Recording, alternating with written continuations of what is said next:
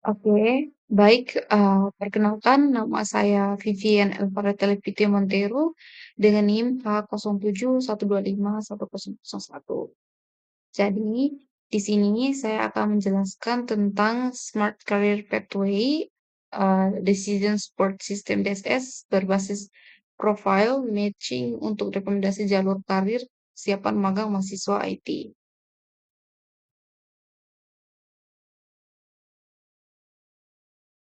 Oke, selanjutnya kita ke Smart Career Pathway bagian latar belakangnya. Di sini untuk latar belakangnya itu dari perkembangan teknologi informasi yang telah membawa perubahan besar dalam dunia pendidikan dan dunia kerja. Saat ini, mahasiswa program studi teknologi informasi IT memiliki banyak pilihan jalur karir seperti software developer, data analis, UI UX designer, cyber security, spesialis, network engineer, hingga artificial intelligence. Artificial Intelligence Engineer. Jadi banyaknya pilihan tersebut memberikan peluang yang luas, namun di sisi lain juga menimbulkan kebingungan bagi mahasiswa dalam menentukan karir yang paling sesuai dengan kemampuan, minat, dan kompetisi yang dimiliki. Selain itu, menentukan jalur karir, mahasiswa juga dituntut untuk mempersiapkan dan menghadapi program magang sebagai salah satu tahapan penting sebelum memasuki dunia kerja.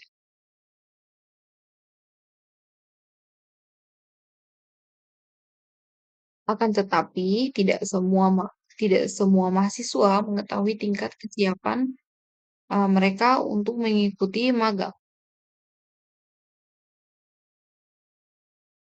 Nah, beberapa mahasiswa itu memiliki kemampuan teknis yang baik, tetapi kurang dalam kemampuan komunikasi atau kerja sama tim. Sedangkan mahasiswa yang lainnya memiliki soft skill yang baik, namun masih perlu meningkatkan kemampuan teknisnya. Lanjut ke berikutnya. Di sini ada tujuan. Di sini ada dibagi menjadi dua tujuan. Dua tujuan dari Smart Career Pathway ini.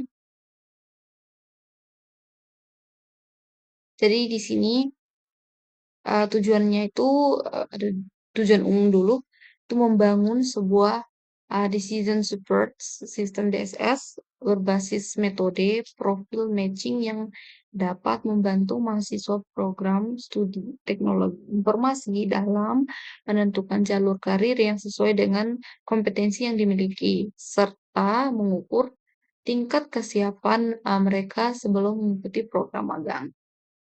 Dan tujuan yang kedua, di sini ada tujuan khusus. Adapun tujuan dari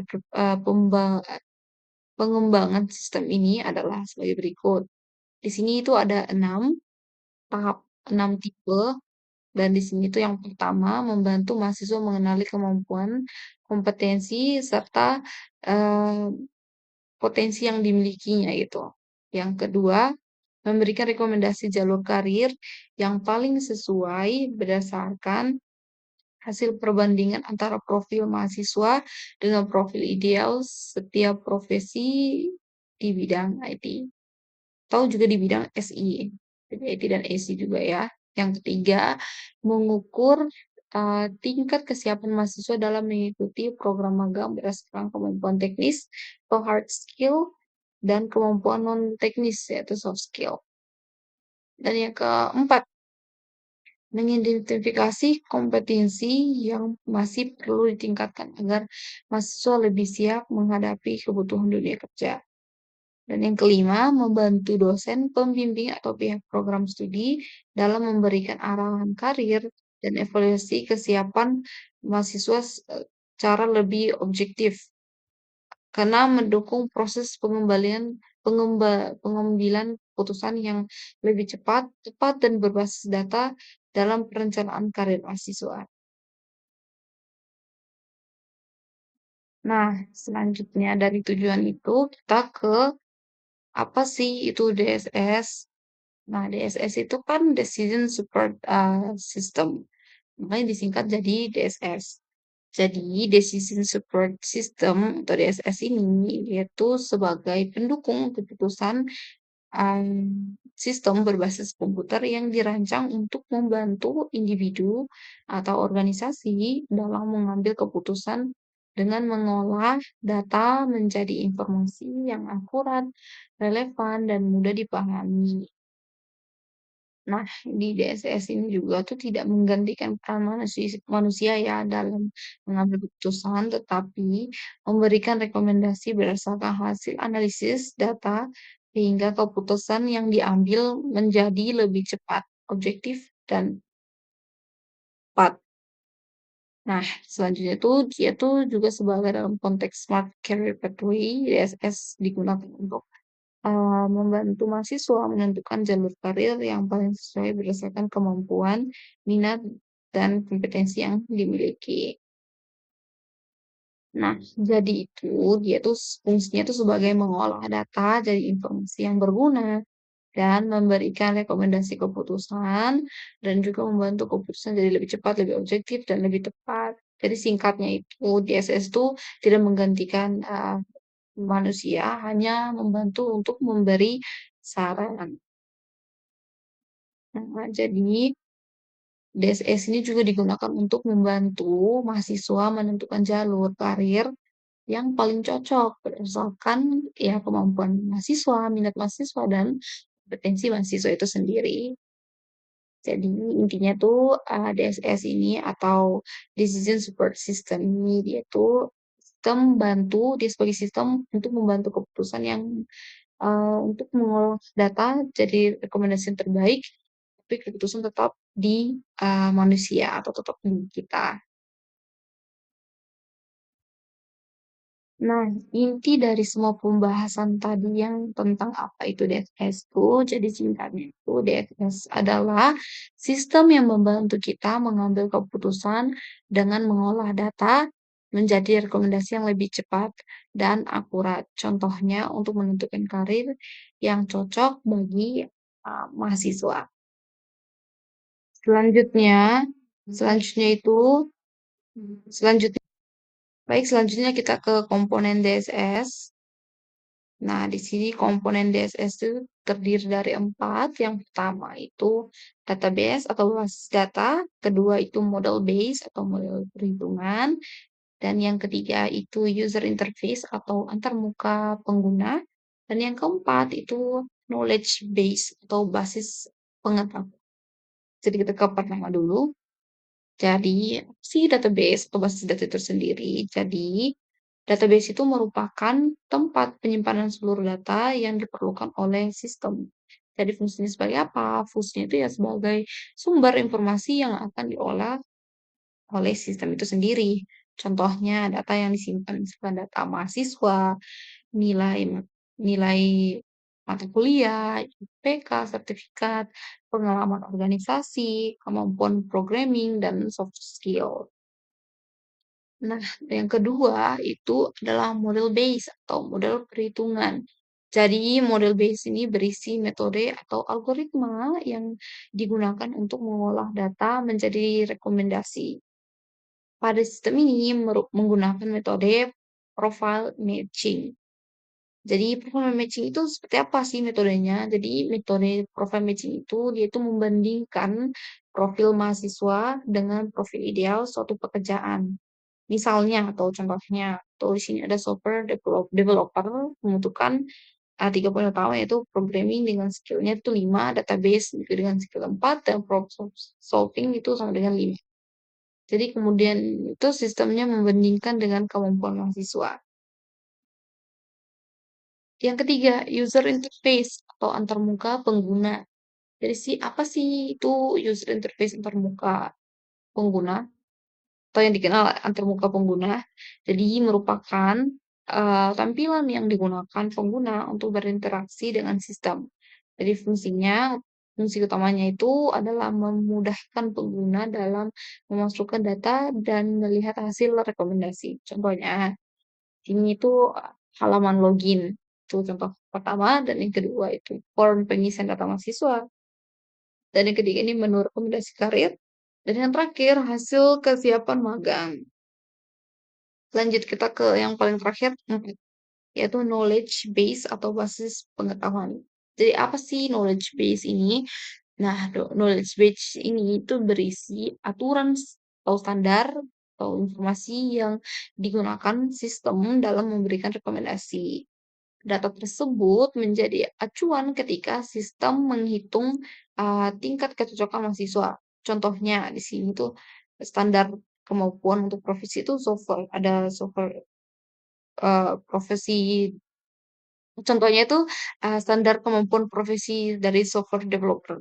Contohnya itu sini ada 4 tahapan, yaitu harus programming tinggi, database yang baik, problem solving yang tinggi, dan komunikasi yang cukup.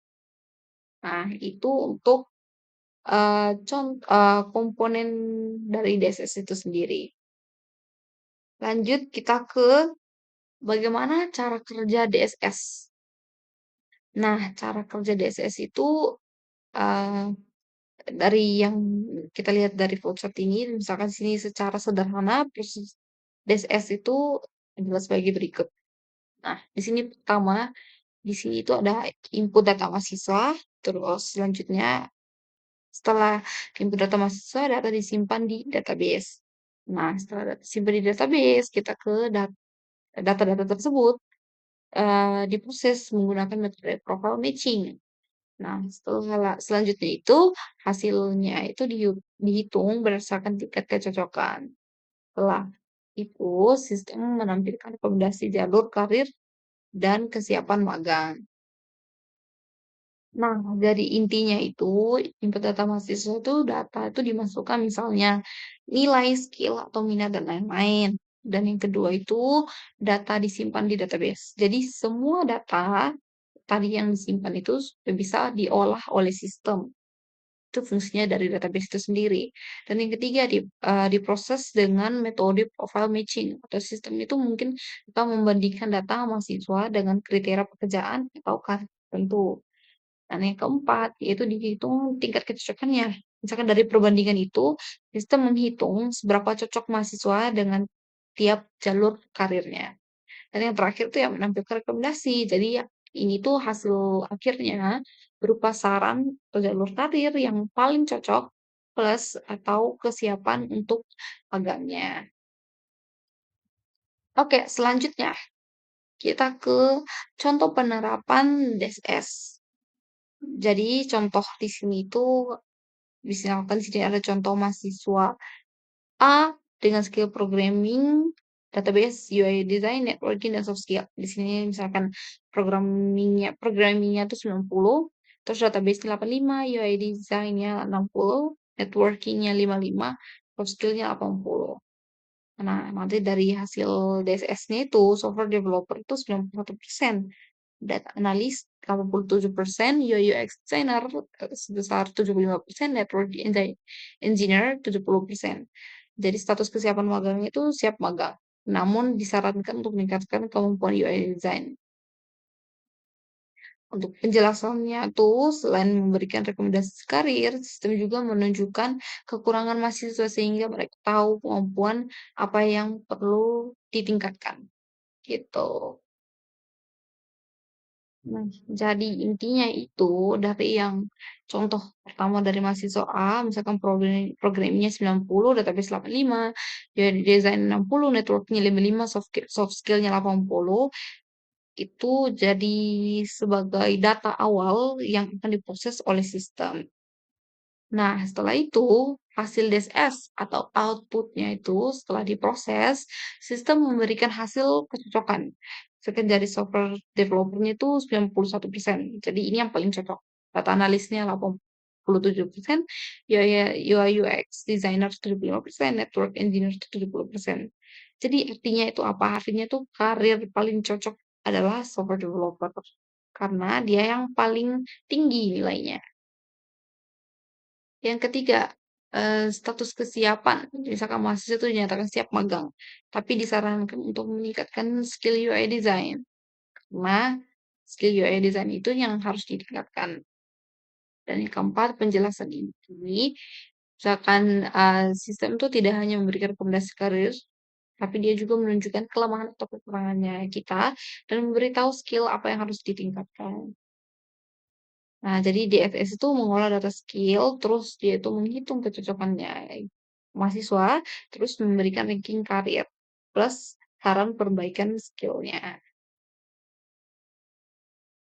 Ya, kurang lebih seperti itu. Kita lanjutkan ke slide berikutnya.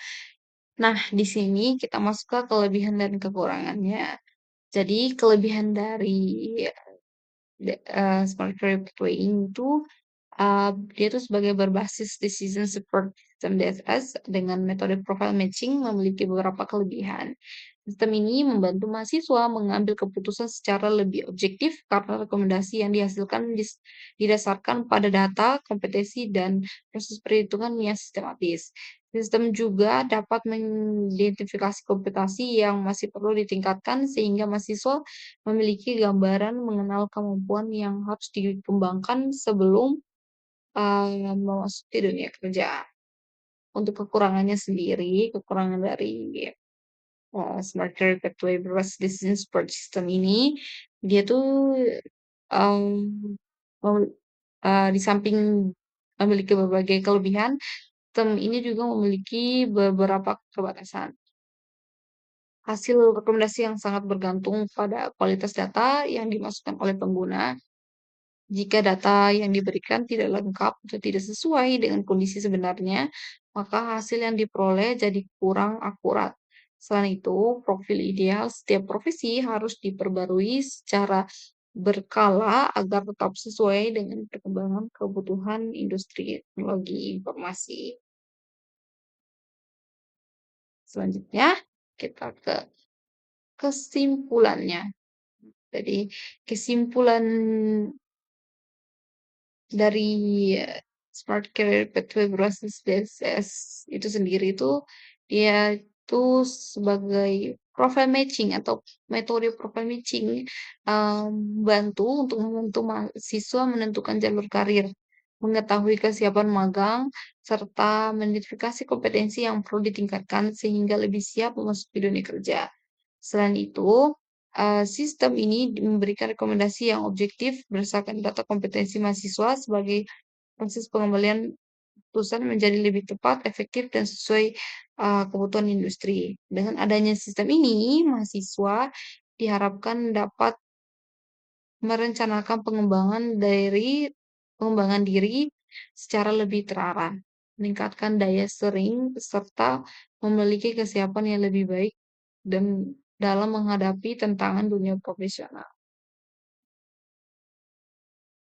Oke, sekian presentasi dari saya. Kurang lebihnya mohon dimaafkan dan terima kasih.